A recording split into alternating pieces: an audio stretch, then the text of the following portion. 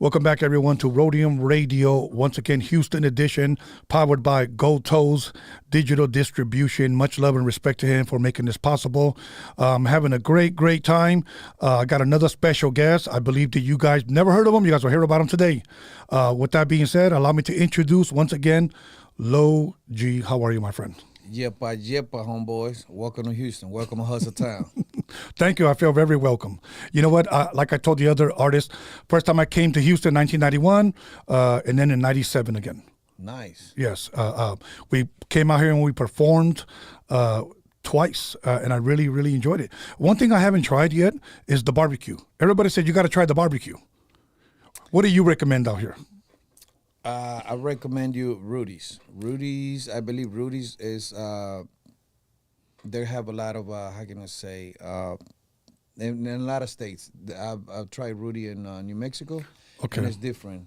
I don't know what other state, maybe Denver has it, but Okay. Rudy's good. Oh, that's, if you can find, I would say Papa's Barbecue. Okay. It's on the southeast side, and yeah, but if you want to try the real stuff, you got to try my boy Fat Boy's Barbecue, which is more like the real base. And yeah, we Tex-Mex barbecue is different from. I've been, like I said, Memphis, no sauce, Kansas sauce, and tomato. I mean, to me, Texas barbecue is real unique. So. Awesome. You know, I want to say something about Houston, okay? To everybody in Houston watching, the first time I came to Houston was 1991. We had just left. I believe the riots were going on or had just finished, okay? Wow. And I always thought that L.A. was crazy. And everybody says that L.A. is the gang capital of the world. When I came to Houston, I'll be honest with you, I thought you guys were crazier than us over there. You know, I saw a lot of fights. I saw a lot of shit. I saw a car tipped over at a nightclub.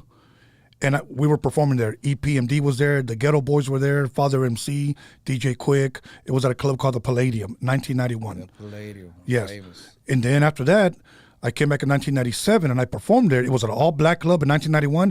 1997, it was all Mexican club. Like, Yeah. it was a difference within 6 years. A lot of people do know and don't know. Artists know this. Snoop, his first show was in Houston. Really? Yeah. And he said, to me, it's like, I'm talking about 90s, right? Right. I seen Eazy-E performing here. Hell of a show. But Houston crowd is tough. It's kind of like when you go to Mexico.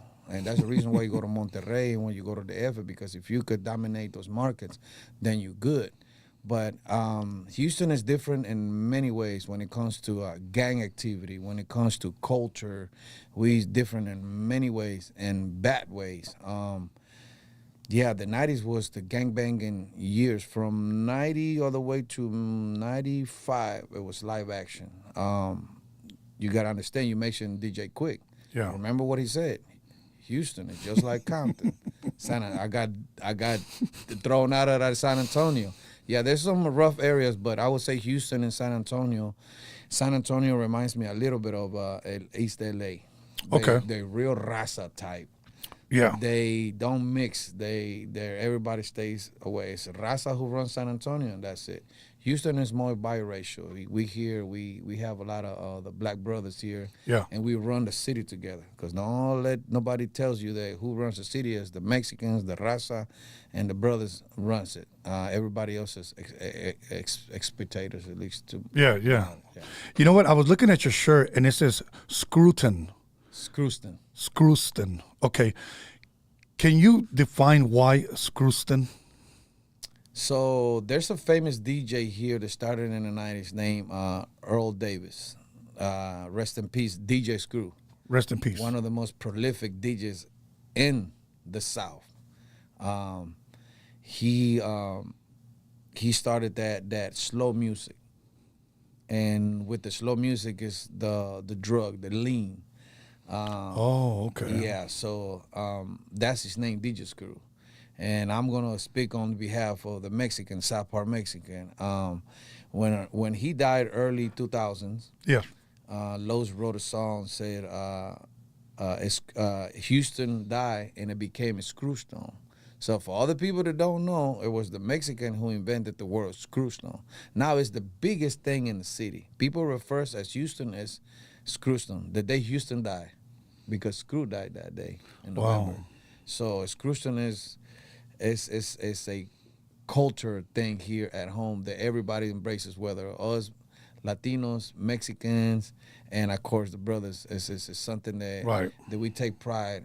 Everybody else gets a little piece, whether it's Drake, whether it's anybody else. This is what the city is called in other people's eyes, other than Hustle Town. And Right. I'm pretty sure you heard the word Hustle Town. Yes, yes. That's another word that came from the dope house as well.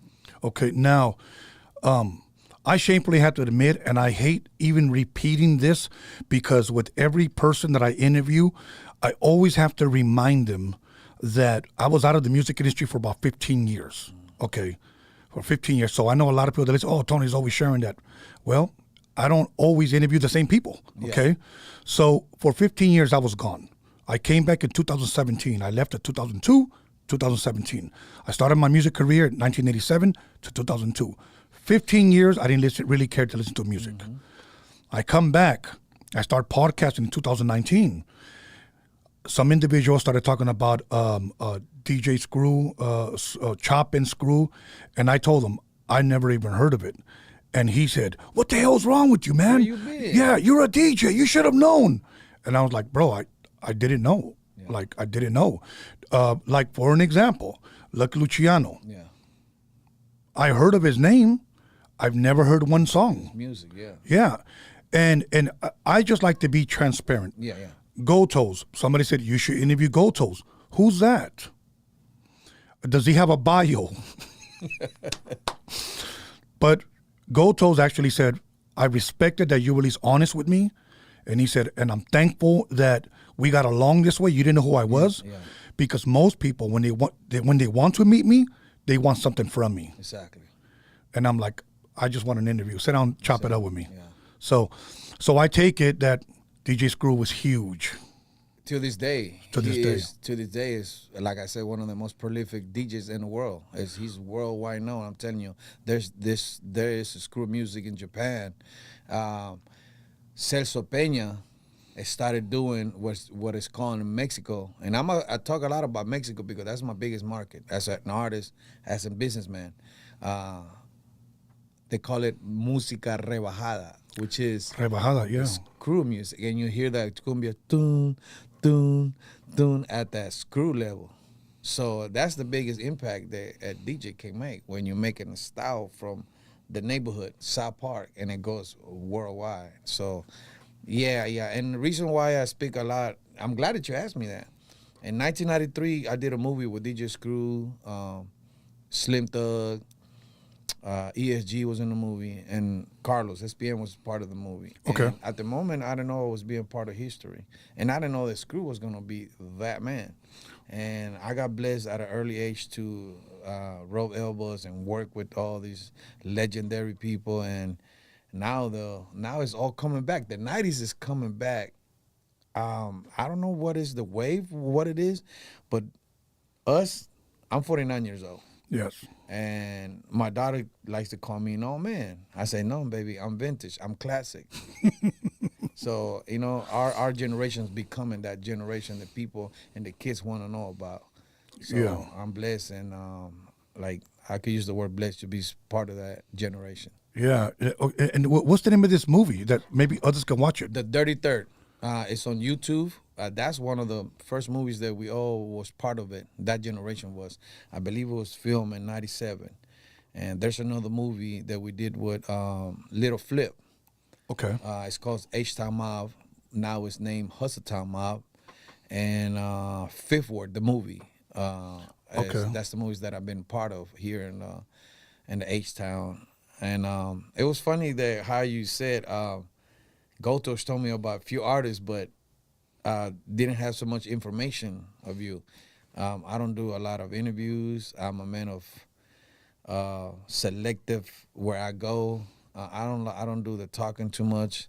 But Gotos is my man. Like I said, we met him in San Jose. Okay. We were having a show out there. Uh-huh. and the crowd was tough, bro. Carlos was dressed in red, and the crowd wasn't having it. So Gotos had to step on the show and be like, hey, man, show the man respect. They're from Texas. They're giving you a part of their neighborhood. And it took Gotos to step in to calm down the crowd. Right. And after that, we had a hell of a show. And after that, they loved us. They were throwing lighters in the crowd. They were throwing objects in the crowd. And, bro, we from the hood. We from the barrio. That don't face us. We were going to get into some, into some action. That's crazy that you said San Jose, okay, because, okay, me being from LA, growing up in the neighborhood, you were just automatically identified as a Sureño. That's just what you were, okay? If my neighborhood is Wilmington, but what they call it, Wilmas, okay? And I always wore blue, my blue Ben Davis, my blue Cortez, a blue sweater with a white T-shirt over, a blue alley hat. So we go to Modesto, ran into some norteños. My first time ever running into some norteños. Thank God that it went good. I had tickets for our show. They saw me on the ticket, so I gave it to them. They kind of gave me a pass. Then we ended up going to San Jose. That was a tough crowd. Quick story. We're up there. The crowd is jam-packed. About 500 people at this club. Mm-hmm. I don't know how a little kid that was probably about 6, 7 years old was there. Got in there, okay? He was with somebody in there. Because when my boy High C starts rapping, okay, he gets up on stage and starts throwing up signs. Yeah. And the crowd starts going crazy with the kid. Yeah. I grabbed the kid by his arm and I just pointed at security, like, can you grab him? Security nicely puts him down, and I will shit you not. The kid runs back out. Somebody picks him up and throws his ass up on stage, and he falls by the turntables. So High C's like, hey, man, you know what? Can you guys calm down? Fuck you, fuck you. They were mad because somebody threw the fucking kid. We immediately got off. The kid threw my turntables on the floor. We literally had to get out of there, bro. Like, I don't know what started that. I don't know whose kid that was or who brought his ass, but it was a tough crowd over there, bro. Being that I've been in the game since 95, my wife has family in LA. Okay. So I've been through a few neighbors before I was rapping. Yeah. So I knew how LA is. Yeah. When Kid Frost invited us to go over there to do an album, he was doing What Was Then, What Was Now, the album. Okay. I'm on the album. We got a song there called Los Catrachos on that album. Then you know my boy G. Oh, yeah. I'm from G. Yeah. Okay. Yeah, he's from the neighborhood. We went to Thump Records. We went to the Avenues. A lot of things that I learned that year. And I wanted to walk. And Kid Frost said, you know what you're doing, right? I said, yeah, I've been here before. I know I'm going to get checked here and there, but I'm from the barrio. And I give a lot of respect to the whole California, whether it's northern, whether it's southern. And on my rhymes on that song, I said, Simón, el pelón de Houston with an automatic cron and a hard-made stone, el chingón. Believe me, son y son, no hay perdón. Formulate to Nuevo León, el catracho, Holmes. On the hook, it says, Sureños, norteños, somos dueños. Diosito, perdóname, por mis sueños soy pobre. Brown skin como el cobre, sobres. I put it down con los mejores. I seen Frost battling himself on leaving it in there.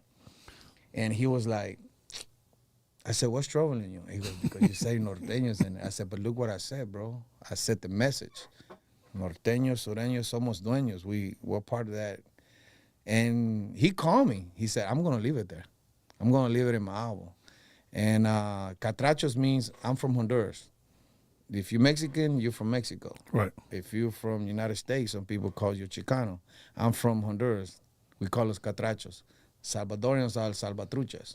Okay. So that song meant a lot to me. And we did that song in 98. And to this day, my fan base from California appreciate the fact that I did that on having SPM and having Kid Frost, two legendary artists on the right from right, and me being in the middle. After that, we created a song called El Jugador. This is one of my. That's what I'm known for that song, and really? I'm always in Spanish.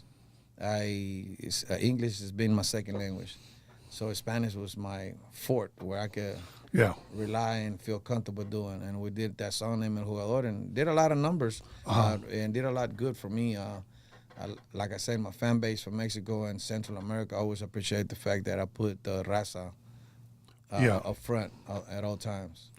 Awesome. You know, now let me tell you, let me ask you this. What inspired you just to start rapping? So I got here in '89. Okay. I got what I use the word that I like to use. Not smuggled, but I got transported. I don't know. Exported. I got exported from my country here, and you know, I came. My jefita, we walked something, bro. I go back and I give it to my mother, man. She's strong, and she brought us here, and we walked and we crossed that river, and I landed in the valley. I landed in the valley here in Texas, and it was it was rough. I never been treated so bad. Really? Yeah, when I got here, we went to a white man's ranch where he was paying my mom $5. This is in '89, $5 a week. Wow. I was 8 years old, and I had to work as well. Everybody who live in the house had to work. And so we made enough money. We traveled to, we moved to New York. The same year, '89, we traveled to New York, and we live in the Bronx. And my mom said, no, we're going right back where we came from. The gangs were bad in those years. Yeah. And my mom was trying to save me at all costs. I'm the only son. So And this is '89, correct? '89. The crack epidemic had hit. Bro, they had little kids and little girls selling crack. And I was hanging around with them, and I wanted to learn. And my mom said, no, we're not going to make it here. Yeah. So we moved back to Houston. And in Houston, it was December '89. '90, I started going to school and learning a little bit of English. I want to say late '90 and early '91. We got a radio station here to this day. It's called 97.9 The Box. Turn on the radio because I could only understand in Spanish. Yeah. So at nighttime, they used to have the Quiet Storm. This radio show used to come, and the first song I heard was Melomanes, Mentirosa. Yeah. They were playing in a special, and when I heard that, man, bro, it changed my whole world because I wanted to know what was that. I never heard rap. Check this out, baby. He related to my language because Right.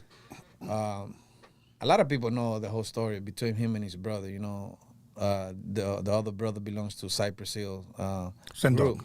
Sendog, and they almost talk different, but the slang is way apart. Yeah. Melomanes sounded a little bit of, I believe, Cuban. I think that's what they are, Cubans. Right? Cubans, correct. Yeah, so it's almost a little bit like our language in Honduras. And everything he said, even learned English from him. Check this out, baby. And I was like, rewind, check this out, and all that. So the next night they play This Is For The Raza. Okay. And it threw me in a whirlpool, like, what, why this sound and that sound? And I'm like, so that was my first experiences with rap. That was '91. By '95, I was in the gangbanging hardcore. I was gangbanging. We were, when those records came out from Death Row and The Chronic. That was really influential. ECE with NWA. And I'm gonna ask you this question. Yes. Because you're from that city. The first time I heard "Fuck the Police," the intro "Fuck the Police" said "Chinguen su madres, pinches güeyes, salvajes, culeros." I heard it that way, but I've been trying to look for it, and I never heard that intro ever again. I'm going to tell you why. Okay, number one, I have a lot of history in the music industry. I was there when they made that song. Wow. Okay. The studio is not too far from my house. It's called Audio Achievements. So I had the pleasure and honor of meeting a Japanese man by the name of Steve that would take me because he knew Jure and those guys. He's the one that introduced me to all of them. Wow. This was '88, but when they released it, the reason why you never heard it because the song, that part is on 100 miles and running 100 miles. at the very end. Wow. At the very end. Yes. So you're looking for it in the front, and it's not there. It's not in the back. It's in the back of it. And I heard that the accent of that guy. That guy was either Hondurans or Salvadorian. Me too. I heard it too. Yeah, and I was like, wow, this guy is in that record. Why can I be in a record like this? And then the Chronic came, and oh man, by then I caught a case, and then I went away for 2 years from '94 to '96. I already had met Los, and then from there I started rapping, and it became where I am today. The Low G of today. I got my own label, and I still put in out music. I just put out a new album. Directed it to Mexico because I feel like these cats in Mexico are making a hell of a noise right now. Really? They selling numbers. Yeah, man. A guy named Secan, he's selling bigger records than anybody here. Santa Fe de Clan Angel, he's selling more records than anybody here in the United States. Now, why do you think that is? Because there is talent here, obviously in the States, but did they tap into something that we don't know about? I'm gonna tell you what it is. You've been around for a minute. Whether it's boxing, remember who used to run boxing back in the boxing days of Sugar Ray Leonard and Sugar Ray, Marvis Hagler, Thomas Hearns. Who used to run the boxing back in the days? Where it came from? The Italianos, the mob used to run that. Mm-hmm. That's why it was so. Rocky Marciano. Okay, so the music industry. Who runs the music industry? Who been running it? The Jews. So they are not going to give it to a certain, especially they're not going to give it to the biggest demographic of people, which is us. They are not going to give us the power to run numbers if they're not going through them. Right now, them fools are going through their own. They got money.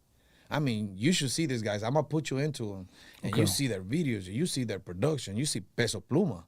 Yeah. Hey, he had a #1 record. Yeah. In the world. So that's the reason why they are being doing what they're doing, because they're not segregated to who got the power. Oh. They're not going through these outlets.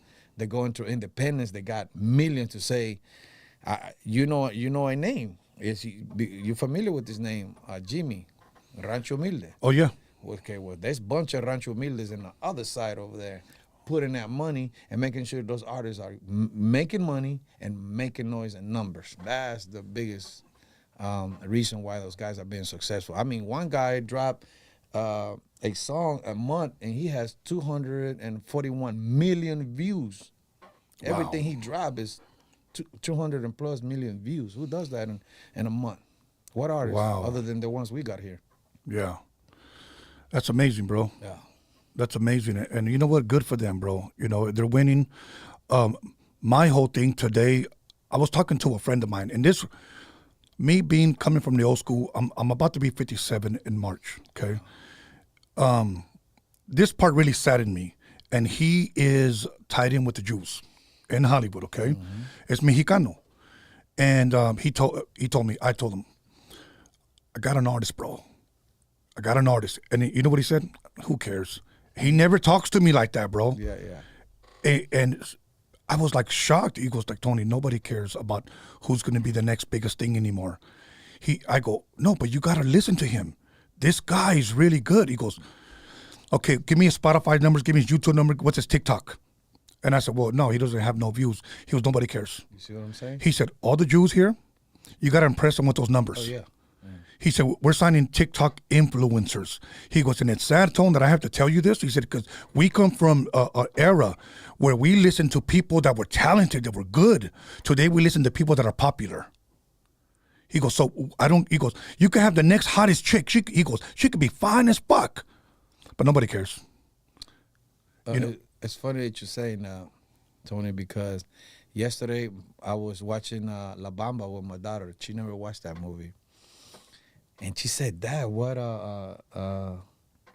yes, we'll belong together. I said, why that music sound so simple? I said, because simple was the pure gift Now it's all convoluted, and they got to put all kind of stuff. You got to be this, you got to be that, you got to have numbers, and that's the era that we're living on. Artists don't survive by talent. They have to have multi-talents. You got to know technology. Yes. You got to go. And that's why I tell these artists, I'm gonna bring these artists up because he's a good friend of mine. I was just with him yesterday. Mexican OT. Okay. Talented as fuck, but he has a team behind him. Nowadays, you got to have a team who controls the media. Like right now, I'll give you an example. I have my team, but out of respect, I know that this what you about to publicize, it's got to come from you first. I'm quick to bring all my team. I got my camera guy, I got my video guy, I got my lady ready to start doing live, but because that's the world we're living into. But then go to explain to me, it's like, no, it's not that, Logi. This has got to be more secluded and let him put it out first. So, yeah, I have to adapt like a chameleon to what is happening right now because the kids don't respond to talent or the industry don't respond to talent anymore. I don't like to bring names around, but now you could build yourself a rapper, and if you tell him what to do, be a clown. That shit sells. Drama sells. Now it's not the talent that sells. No, it's not. Anybody could rap, and I wish I could say the name, but I'm not the type of dude. But it's a lot of homies from my city and from other states that they're all they're doing is being clowns. And then who's watching the kids? That's what they want to be nowadays. Now, if I heard a rap from back in the '90s. I'm gonna give you a group that I used to listen to a lot. Proper Dose, what was his name? Proper Dose, those are my good friends. Power. Yeah, Bro. Frank B, Ernie G. Bro, and them fools said what they said, they did it. Right. Yeah, they were about their life. Yeah. Nowadays, I don't listen to music. I don't listen to artists. Politely, I say it. If I listen it through my daughters or whatever I'm doing, running it through certain music, it's just they don't call. At least I speak for myself. I don't call my attention. It's few artists that are doing. That's the reason why I listen to the Mexican artists the most, because the music communicate at the age that I am. It communicates with me. I see myself in those years what the guys are going through. Everybody now they're actors more than anything. They are actors. They're yeah. actors and they're good. Some. I mean, I give it to them. My applause. I mean, if you're doing it and if you're making money. And if you're living with that, good. If you're just making noise and you just want to be popular, good for them. But yeah, that's what I believe that the era between the 90s and late 90s, it was the best era of the music, if you ask me. I'm stuck in that era. So, me too. And they call me old. You need to grow up. You need Old to head. change. Yeah. Old head. And I'm like, I like good music. I like good music. You appreciate good music. And your time is value. So what you listen to, remember, you're going to be an hour listening to that music. You just spend 1 hour that you're not going to get back, but it makes you so happy. Yeah, absolutely. Now, you said something about La Bamba. It's simple, what he was singing, okay? I remember Dre, Dr. Dre, we were sitting, this was 88, 24-track board, 2-inch reel on the back, and he told me one day, he goes, remember this when you produce a song, simple sells. And he goes, if you need more than 24 tracks to produce a song, you're overproducing. Wow. And I was like, wow, okay. Like, he goes, here's the kick, boom, boom. Here's the snare, here's the hat, here's the open hat, here's the crash, add a bass line, add some guitar, rapper. The simplicity of music, it communicates, it gets to your soul. And I, of course, I listen to Shakespeare. Yes. I love their music. I listen to Beethoven. I love to listen. I love classical, yeah. I love classical music. I go back to Mexican music. I was playing this to my girl. She's straight Chicana. Her parents are born here. Grandpas came from Mexico. So I was letting her listen to a lot of rock and roll from the 50s. And he said, I never heard this Under the Boardwalk. And I'm like, listen to this. Fue en un café, donde yo la dejé, fue en un café. And he's like, what is that? I said, that might be the original song. These fools might have copied these fools and ran with it. And they never, these Mexicans never got credit for it. Yeah. So we started listening to Hispanic music like Rene. You familiar with Yeah. that? Believe me when I tell you Beautiful song. that I love you. Tu vives en mi pensamiento. Bro, if I describe myself with somebody, it's Rene. I'm the Rene of the rapping industry. Awesome. I love to tell you something in English and tell you the same thing in Spanish, and that's why I was unique to the point of that Spanglish I was always go get that food over there because Low G is gonna give it to you. He's unique, and I was really influenced about all that genre of music. I come from merengue, I come from salsa, punta, and all of that. That was in my blood. But when I got introduced to rock and roll in Spanish, a lot of conjunto stuff from like Los Tigres del Norte and Chalino and all. It was amazing just to hear real music and the sound of it and the simplicity of how that song can make you feel. Now everything is. I know, like a lot of people come down on me because I haven't heard not one good trap song. They're like, you don't like trap? No, not really. No. You know, I'm just not into it. I just don't like. I like good music. I just not into it. Are you a fan of trap? Being from the South, I like music. Yeah, right. Rhythms. I'm real intricate is how they make these sounds. No, I won't listen per se to that's in my playlist. Right. or I bother to buy the music. If I listen, there's some good artists that may be that I don't even want to say their name, but it's okay. It's something. I'm gonna give you an example. Are you a fan of country music? Not really, but You see what I'm saying? but I will say this in all fairness, because my daughters like country. I got friends that like country music. I'm just gonna be honest. I don't think I've given it a chance. Okay, I was in the same boat with you. I recently started listening to it, and then my daughter said, "Dad, when you started listening to George Strait, man, this man got a song called All My Exes Live in Texas." Bro, and I'm like, man, I love the music. I love their culture, man. It's like similar to us, but we got the vaqueros. We got the, Right. you know, and the vaqueros got the other music. You're not going to know this artist. And if you do, oh, my God. His name is Piporro. He used to be an actor from like Tintan and Cantinflas. Yeah, people. I've heard of them. He got a song called Salió Borracho el Borracho. Bro, that is country, but in a different form that these people got it from. Yes. So, yeah, I just love to listen to all genres of music. I love just to spend. I got a record. My daughter will find this. Me and her are the same. She's in tune with sounds and melodies, and we were listening to play that funky music, why boy, and she tells me, Dad, why you know so much about music? And sometimes we listen to Chinese and Japanese sounds, and the other day we were playing music from Brazil, Okay. and the tunes, the way they use, the way they talk, and we just learning because she wants to be a producer and she's doing a good job.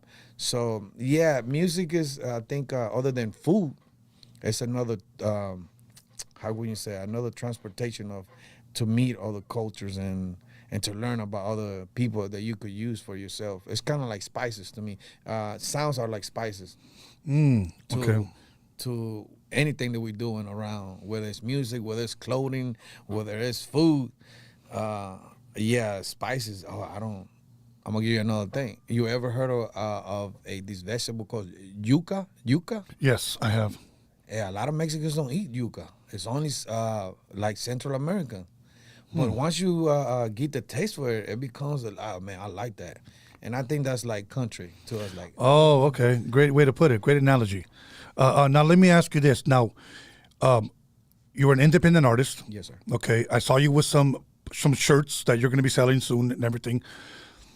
Let me tell you why I believe a lot of artists like myself did not go further than what they should have. Because there's a lot of artists like myself that stay in their lane, they produce, they DJ, they do what they can do, but they don't have a business mind. I never did. And I'll be honest with you. I truly do believe with everyone that I've knew, I should have been bigger than what I am. Now, but I'm thankful for that for two reasons. Number one, my manager, who was Japanese, he would take care of all my taxes, all my flights. He took care of so I never worried about anything, just collecting money. He passes away. Ooh.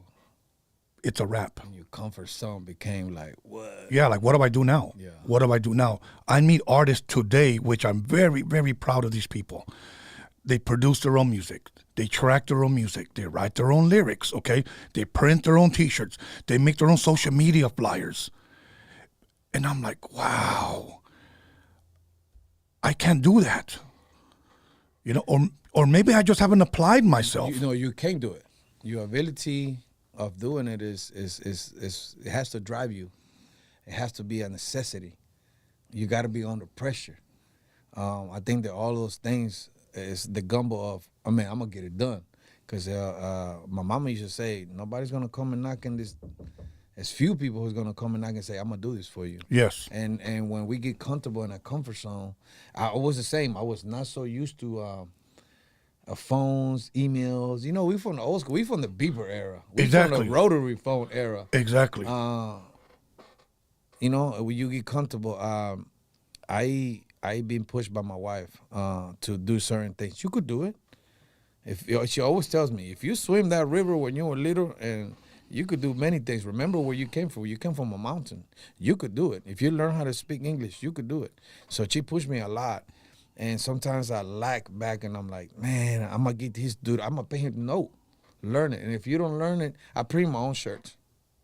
I had to learn the whole thing about printing because I wanted to know why I was paying these guys all this money. Yes. Same thing with me. And I'm like, oh, I got respect for this guy because he spent some time doing this away from his family, doing my T-shirts. So I had to learn from why I pay so much. Now I'm into designing things. And I started to design. I started to sew my own shirts. I started to really get into the fashion thing because I want to teach my daughter. Right, And right. my son, he's got his own business. I own a few businesses in the city. I own a remodeling business, you know, where I hire all the homies to come and to do the remodeling thing. Yeah. I do some estimations for insurance.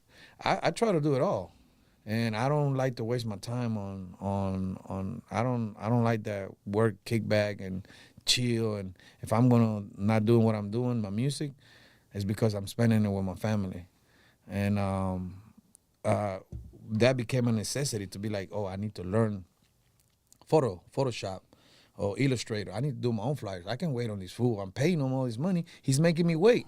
So I started doing my own flyers. For the pressure and the necessity. But once you accustomed to do that, your mind start wondering, now I want to do this. Like, look at you. You working with all these cameras. That's your world. But at the same time, it's more than what is in front of us. Yeah. And in learning, it's a good thing. I'll tell you where change scared me, okay? Because when I was probably at my top, okay, I was a good DJ. I was a really, really good DJ back in the days, cutting and scratching. So then the new CD turntables come out. So I learn them because I want to go with the times, okay? Yeah. I get the new mixer, okay? Then I get a Mackie automated board where everything moves by itself, okay? Yeah. Then somebody told me, you got to buy a screen so you can see it. I said, okay, cool. I got to learn the new turntables. I'm learning this new Mackie board. I'm hooking it up to an external hard drive, okay?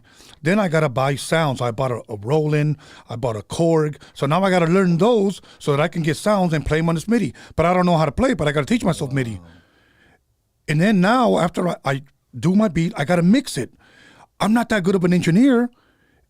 So you see all the things that I had to learn when somebody just told me, I don't know if it was good advice or bad advice, pero me dijeron, just take the DJing and producing. Get yourself an engineer. Get yourself a keyboard player. Honestly, you don't need to do all that. Get somebody to make your cards. Get somebody to do your shirts. But all my money was going out, bro. Okay, the last guy that did my shirts, no lie, I forgot how many shirts they were, but I sold, let's just say for the month, I sold $1,100 worth of shirts, okay? And that was a slow month. Yeah. He emails me his bill. Now, he ships them out, and these were print to garment, okay? He emails me his bill, and it was $900 and something. That was his bill. And you made 11. $1,100. And so I went over there encabronado, and I was like, hey, bro. ¿Qué hiciste, güey? Yeah. And then here's my problem. And the only reason why I'm sharing this is because I want artists to understand, please be involved in the business side of your music or your business. Porque I asked them like this, you know what, bro? I haven't been paying attention how much I've been paying you. Can I see what I paid you last month and the month before and the month before? I noticed that the first bill was like, if I was, 1 month it was like $2,400. I paid him almost $1,000. Wow. Okay, and then I said, why did I pay you $1,000? And he couldn't explain it to me. The next one, I think I sold like $2,500. I paid him like $850. But I noticed everyone was getting close to $1,000, $1,100. And then after a while, he was making more than me.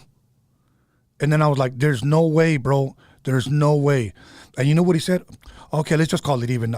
You go your way and I go my way. Because he knew. He knew. He knew that you had caught on to what he was doing, and you needed to see the layout.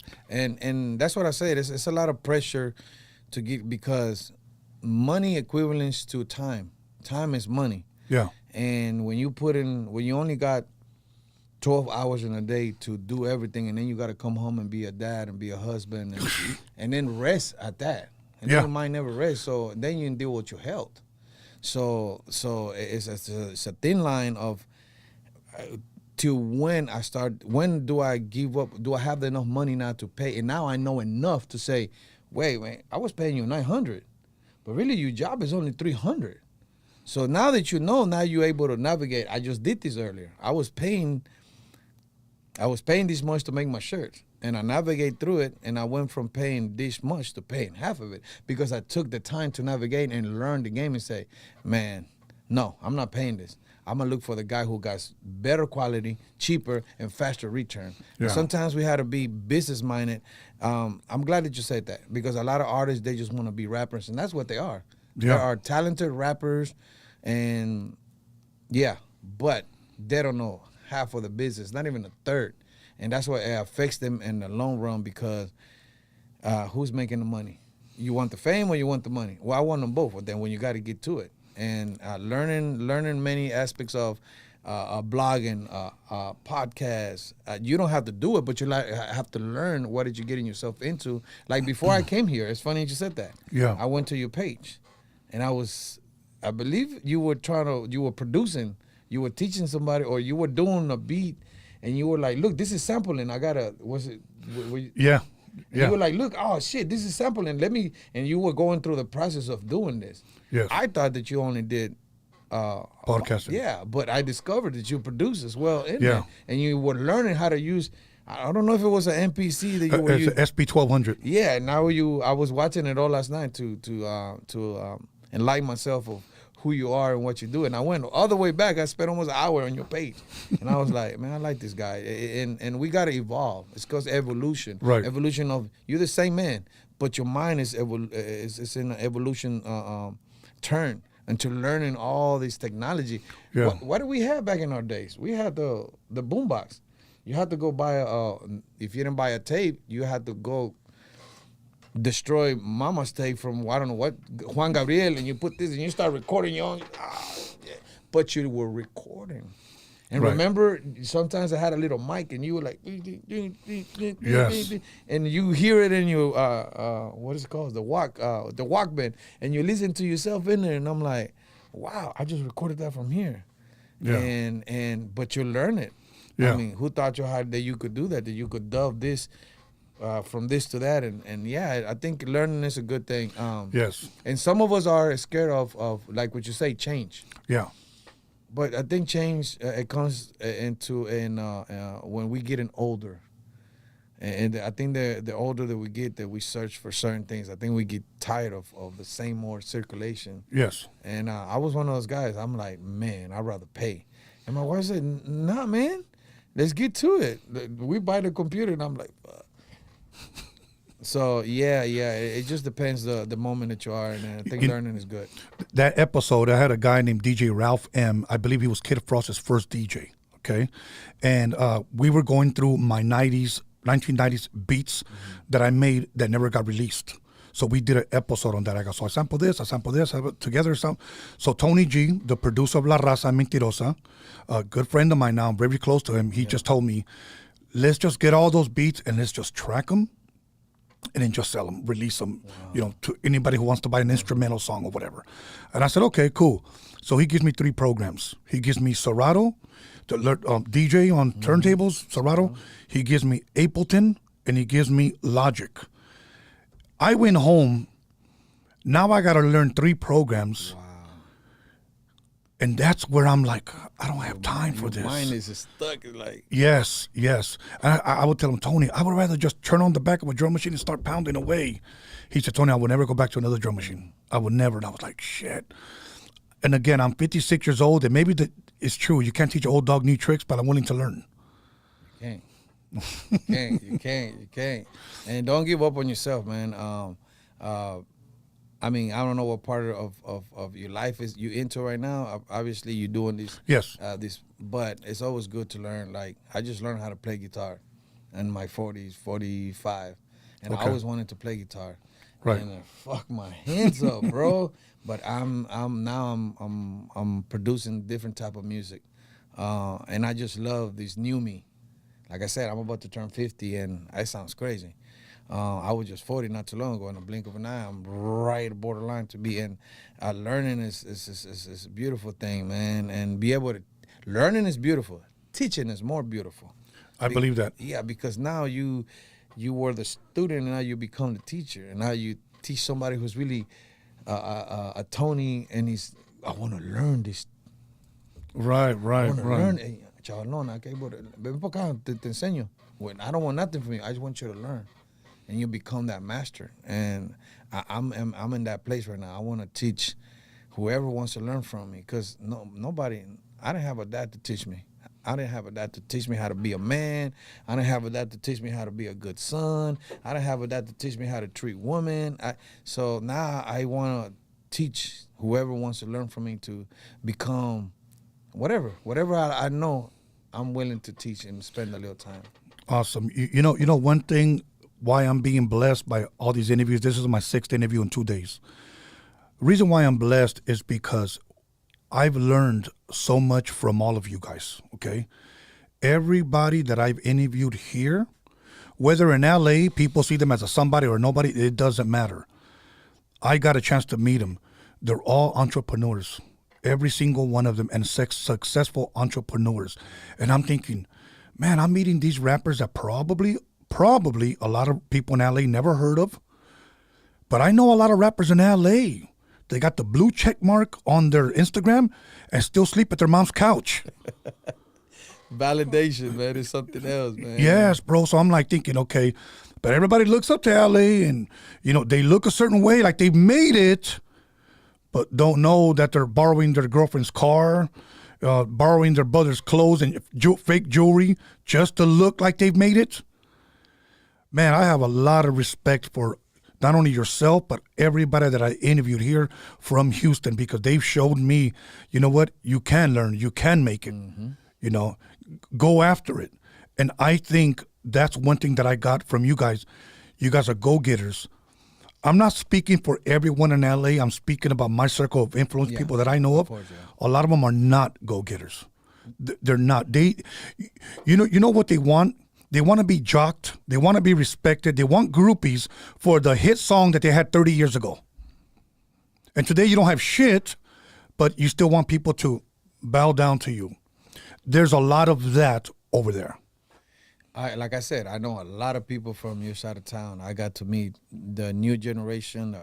I was around Night Owl, Bobby from Lighter Shade of Brown. I went in the early 90s out there in California, and How did you like Cali when you first went?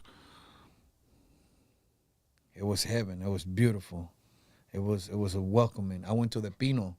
Okay. I walked all the way over there, and the guy said, "What are you gonna do?" I said, "I'm gonna knock on the lady's door." Why? Because I want to go touch that tree. I seen it on the movie, and the lady happened to talk Spanish. Me das, señora, vengo de Texas. Me da permiso de.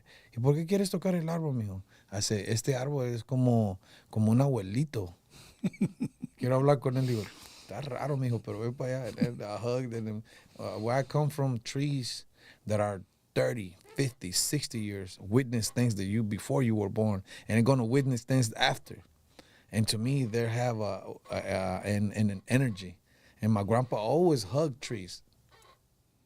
But he always told me the energy that you get from those roots coming to you, it means something. And today, I believe I get energy from these trees. So when I hugged the pino and I didn't took a picture, my homeboys did, took all kind of videos. Oh man, it was beautiful to see Islos from that over there. It was beautiful, and it had a lot of nopales on the way over there, and it had the tunas. And you guys, tunas are way bigger than our tunas. Your tunas are a little small. Your tunas are about this big. I love tunas. And I chopped it up. I ate it right here. My homeboy was like, "Lord, what, bro? This is so sweet. LA is beautiful. LA is like." It's home, the melting pot of so many. It's kind of like Houston, similar, but like I said, it's just different in many ways. The culture, I respect how Southern and especially LA cares about their culture. They will kill you for it. Yeah, they would really, literally. And it's a beautiful thing that what you guys have over there. That's why LA is all over the world. I gone to Japan I got some friends and I just got a call from my friend Young Ho. He's Vietnamese. Okay. And he say, "Lo G, watch out, they playing you over here, carnal." I said, "What song they playing?" "They playing that Jugador." And I'm like, and all cholorado with the Mexican flag doing placas and all kind. And I'm like, look what LA has done in LA culture for the raza. Right. Now, between the culture and the politics of the gang, oh yeah, it's a blockage right there because we want to enjoy it without having to. Right. You got to check in, homie, or you can't walk in. Man, I've been to Southgate. I've been to certain neighborhoods that I'm glad that I was able to walk and have the blessings to enjoy the neighborhoods, without having to worry. Of course, my homeboys did make some calls. I got a friend over there from Urban Kings, Jaime. Okay, yeah, I interviewed him. Yeah, and he makes some calls, and we got Lo G. Now, he said, "Lo G, speak a lot of Spanish when you're here," because my accent will, because here, I'm going to tell you how we speak. And I'm here with you because I know I can feel comfortable. I feel comfortable being here with you. Thank you, I man. feel like Likewise. I can be myself. You're not pressuring me to do anything. Although that's why I don't do podcasts or anything, because I feel like you're being pressured of saying certain things, and I'm good here. If I'm in my neighborhood, what's up, nigga? What you about? Fuck that nigga. And I know that in certain places it's frowned upon. Yes. Yeah, but we were raised here. Right. A lot of my homies, like the Screwston, they're all black. And they treat me like I'm one of them. They don't see me as an outsider. I could go to the whole black neighborhood right now. I grew up, I went to school with them. And that's the reason why I'm in those movies. And when I would go to LA, my friends, King Little G, or if it was Criminal, Lo G, hey, check yourself, bro. Check yourself, really, at the airplane. I start speaking Spanish. Órale, carnal. Ya sabes, carnal. Sí, I feel comfortable speaking my Spanish. Right. Because I have respect for what they believe on. And some people don't have respect. They just dismiss how hard they had worked to have what they have. Yeah. You know what? Growing up, my whole neighborhood in the 80s was Mexican, raza, blacks, Samoans, Filipinos. The 90s come in, it's like the blacks moved out. Yeah. It predominantly became our raza, okay? But I grew up amongst blacks my whole life, like a lot of us have, okay? And I would see how I would bring some of my friends around, which wasn't that many, and they would use the N-word around other blacks. Now, my black friends, they didn't know this guy, so I saw that it bothered them. Yeah. And they would tell me, hey, do me a favor, don't bring that fool around anymore. I wouldn't even ask why, but I knew. Make them uncomfortable. Yeah. So I never talked like that. Now, my black friends would refer to me as that, but I didn't take it as, offensive. Yeah, offensive. I just like, we're from the neighborhood, But yeah, there is that thing. But there are this new generation of Edgars that do use that word, And the thing that bothers me about it is that they use it more than black people out there. And it's a shame at the same time that sometimes we put, as humans, I'm not talking about anybody else but me, that we put some certain cultures in front of ours. Yes, yes. And a friend of mine, he's a Chicano to the bone. Shout out to Chicano Boulevard here in Houston. I wish I could introduce you to these guys. They're all about the black berets. They're all about empowering the raza. Yeah. And he said something to me. He's going to hear it. He said, "Lo G, you're killing the culture." He was telling me in a nicer way, like playing around. But I understood the message, what he said. Yeah. It's then if you do and then if you don't, because we living in this Houston, and this is what's happening here. It's like if I go back to my country, I don't speak like Honduran no more. Yeah, yeah. So I live here 30 years. I'm Honduran until I go. It don't matter what I tell anybody. Right. Some people might think I'm Mexican because I speak the language, the dialect. I can even speak that real Mexican language, and I could blend with my Mexican friends in Monterrey. Yeah. But when we hear, it's because we spend our life. I spent 30 years here. How else am I going to speak? If I'm hanging around with my homies from the South, that's all we're going to hear. We're going to hear that language. Right. If I'm speaking to my homies from the barrio, and I'm going to speak that language. Right. And sometimes it spills to either way, like, chale, Holmes. Chale, vato. Órale ese. Hey, háblame, vato. And then one with the other homies, man, these niggas crazy, man. And my brother-in-laws, they're Chicanos to the bone. Right. They're like, hey, sometimes I get tired of you talking that way, cuñado. And I'm like, well, right. Tell me about it, like, because I just came from over here. I can't just switch, like, right. I cannot just turn off the switch. It needs to wear off a little bit. It needs to just wear off a little bit. But I understand, the politics. I understand the culture, and I respect it all the way. I never get bent out of shape when a homie tells me, hablas como un negro, Logi. Right. Está bien. I mean, no, that's your opinion. And yeah. Or if I'm around certain people, hey, man, you think you a cholo? ¿Qué onda? ¿Qué pedo? Like the Mexicanos, the cholo. Hey, man, it's just, that's the way I speak. I mean, it bothers people, but it don't bother me. I'm happy. I'm content with who I am and what I represent. I'm in content. I'm happy being who I am, Logi, all the way. Yeah. Awesome. You know what? I wish we had a little bit more time. We got about 3 minutes. Last question, unless there's anything else that you need to bring up or you wanted to touch on. My last question is, Logi, when it's all said and done, how do you want to be remembered? I want to be remembered as humble. I want to remember as a common guy who make mistakes and learn from it. I want to remember the guy that stood up for his people, for his belief. I never fold on any circumstances or anywhere in the world that I've been to. I'm going to be Logi today. I'm going to be the Logi of tomorrow, and that's the way I'm going to go out. I ain't changing for nobody. And like I said, I'm happy being who I am. That man, Logi. Awesome, man. Anything you want to promote or anybody you want to shout out? I want to just tell you thank you for coming to Houston and giving our people a way to communicate with everybody else. I know your show is pretty big. Thank you for allowing me to be here and giving me the opportunity to speak my world. And I just want to promote love, amor. I believe that you get what you give. And if you around hate, that's what you get. If you're around jealousy, that's what you give. I love everything in this world. Even the people that are not good to us, they gonna have to answer to whenever they get to those gates. If you know me, I'm a man of respect, and that's what amor means to me. Amor, I'm acronym to you. AMOR, a man of respect, and that's what I believe on, and that's what I preach, and that's what I live on. Amor, a man awesome. of respect. Thank you, sir. Greatly appreciate your time. Thank you. Okay, everybody, once again, I want to thank you guys for tuning in. Low G, make sure you guys like, comment, and subscribe. Look, I don't care. Even if you didn't like it, leave a comment and hit that like button. It'll help our algorithm.